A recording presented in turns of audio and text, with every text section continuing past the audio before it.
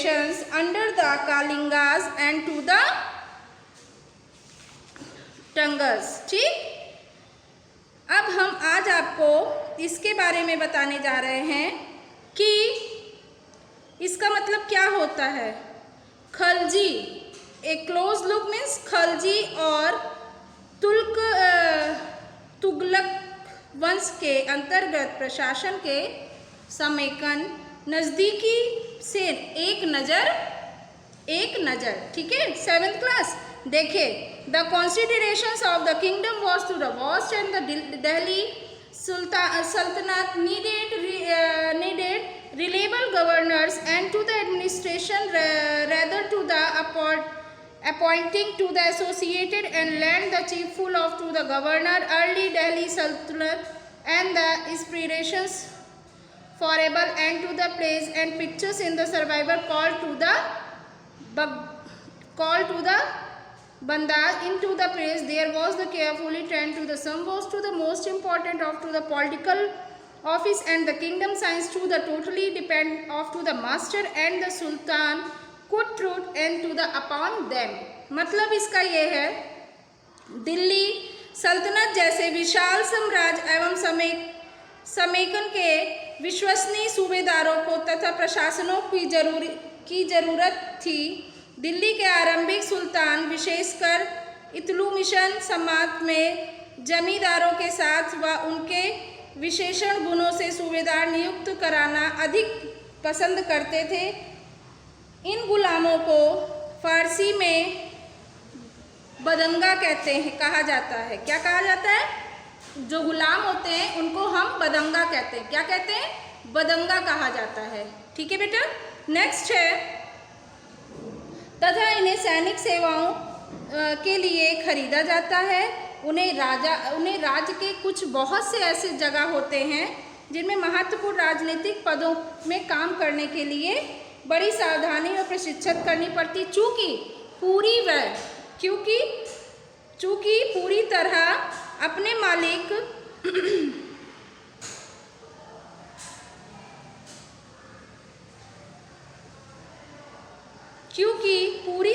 अपने मालिक पे वो क्या होते हैं?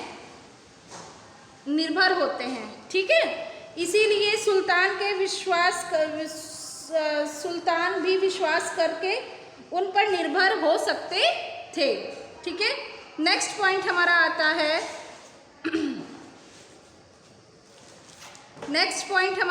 है the Kalingas of to the Tangulars and the continued to use to the Baghdad and also people of to the humble birth and who is thus created in the high political position and to the appointed to general governor, however into the introductions is the political instability।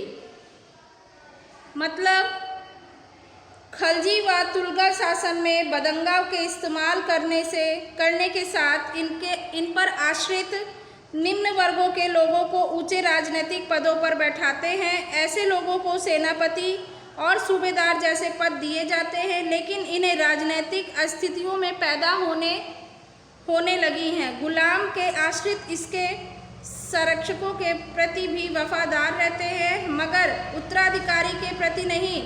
नए सुल्तानों में अपने नौकर होते हैं, फलस्वरूप इनकी नए शासकों के सिंहासनों पर बैठते हैं। प्रायः नए और पुराने सरदारों के बीच टकराव भी होता रहता है। ठीक है, और सुल्तानों के नीचे तख्ते पर संरक्षण करने के कारण उच्च वर्ग में कई लोगों का गहरा धक्का भी लगता है और फारसी तारीखी भी लेखकों को निचले खानदान के लोगों से ऊंचे पदों पर बैठने के लिए दिल्ली में सुल्तानों की भी आलोचना की जाती है।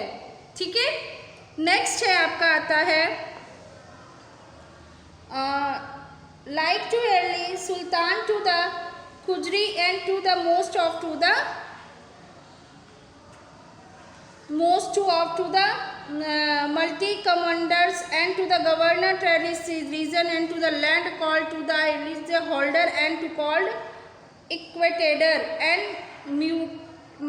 mukti। ठीक है, द ड्यूटी। मतलब इसका ये है कि पहले वह सुल्तानों को ही की तरह खुजली व तुर्गिस्तान शासकों पर ही सेनाओं को भिन्न भिन्न आकार के इलाकों में सूबेदारों के रूप में नियुक्त करते थे। इन्हें इक्ता कहते हैं। इन्हें क्या कहते हैं? इक्ता कहते हैं।